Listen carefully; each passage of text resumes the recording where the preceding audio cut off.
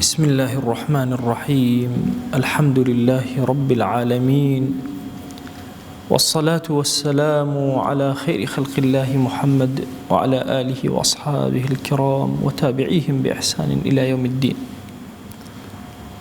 إنسان هند جار لحياته توشي مأيوسي أبيتك إترجياني برو باشبت تابتك عمري أروا وبرو بيري أروا يان نخوشيه وها أقريت ئیتر ئومێدی نامێنێ بە ژیان. ئەم کەسە ئیمامی نەووی لە کتێبی ئەذکارە یەک بابی داناوە، باب ما يقول من ئەیسە من حیاتی، هەر کەسێ مەئیوز بوو لە حیاتی خۆی چی بڵێ، چی بکە، چۆن بکە. بە درێژی زۆر شتی باس کردم. ئەمڕۆ تەنها دوو فەرمایشتی پێغەمبەر صلی الله عليه وسلم لە سەرەتای بابەکەەوە باسەکەین، دەرسی داهاتوو بە درێژی لە خزمەتیان ئابین. ئەفەرمێ دایکمان عایشە ڕەزا و ڕەحمەتی خوای لێ بێ ئەگەڕێتەوە، ئەفەرمێ کە خۆشەویستمان لە کاتی سەرەمەرگیا بوو، زۆر ناڕەحەت بوو، زۆر بێتاقەت بوو. ئەفەرمێ ڕەئەیت رسول الله صلى الله عليه وآله وسلم وهو يموت، لە ڕوایەتێکا وهو بالموت، کە پێغەمبەری خوا صلی الله عليه وسلم لە نەخۆشیەکا بوو کە تیایە مرد. بینیم کە ئاوێکی لە پەنای خۆیان دانابوو، شتێک کە ئاوی تیا بوو، هەر بینە پێغەمبەری خوا صلی الله عليه وسلم دەستی ئەکردە ناو ئاوەکەوە، دەستی تەڕە کرد، دەموچاوی خۆی پێ تەڕە کرد. فەرموو اللهم أعني على غمرات الموت وسكرات الموت. خۆیان هاوکارم بە لەسەر ناڕەحەتیەکانی سەرەمەرگ.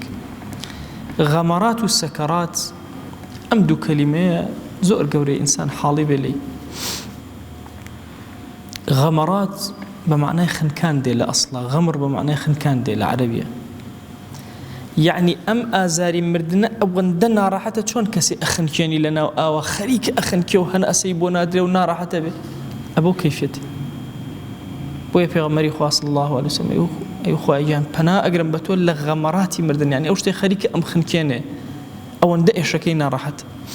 سەکەراتی مەوت، ئینسان چۆن لە حاڵەتی زۆ ترسی گەورە وهای لێ وەکو سەرخۆشی لێ ئاگای لە خۆی نامێنێ، ئەوە سەکەرات ئەوە، یعنی لە ترسی زۆر گەورەی مردن سەرەمەرگ خوا پەنام بدەت و تۆ خۆت هاوکارم بە یا رب العالمین. ئەم فەرمایشتەی پێغەمبەر صلی الله عليه وآله وسلم پێمان ئەڵێت دەموچاوی نەخۆشەکە لە سەرەمەرگا تەڕ بکە و مەسەحکە ئەگەر خۆشی نەیتوانی.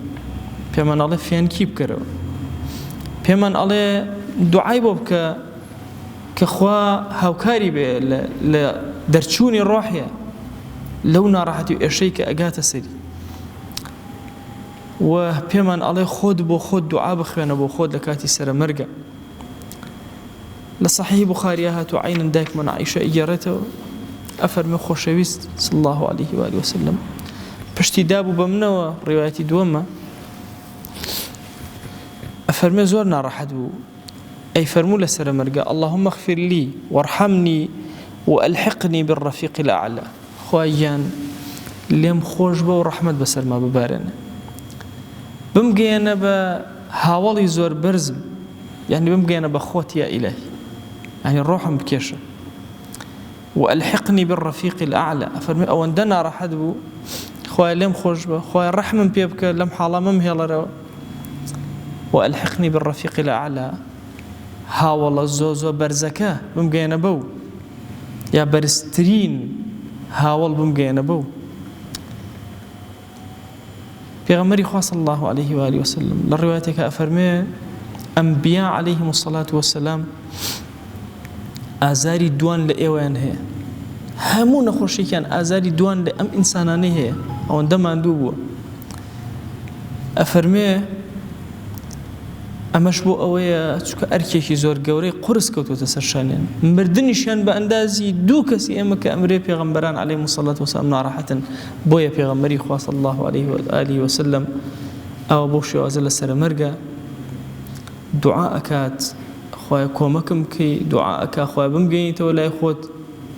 و ئەم دوعایانەش سونەتن کە ئینسان لە کاتی سەرەمەرگە هەم بۆ خۆی بیخوێنێ، هەم بۆ کەسێک کە ئەچێتە لای و ئەزانێت لە حاڵی احتضار و ناڕەحەتیایە بۆی بخوێنێ.